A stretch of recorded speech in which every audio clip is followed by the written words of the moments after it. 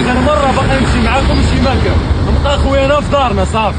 بغيتي تعرف اشنو طرق؟ فقت اليوم مع 7:30 حليت الباب ديال الزنقه وضربني واحد الهواء يا سلام. شديت الطاكسي وصلت دغيا للبلاصه اللي غادي ليها، وجدنا البيكالات اللي غادي نضربوا بهم الطريق، وانطلقت الرحله ديالنا. واخا كانت عندي بيكالا عيانه وهما كانوا عندهم اكس اديفيات ماشي بيكالات. الرويده يا خوتي كانت هابطه واحد الهبوط نمرت عليا واخا تكون فيها شي 200 كيلو. هذا باقي يلاه بدينا وين نزل من البيكال تو يبدا دافع مسكين راه عيا مديوش عليه.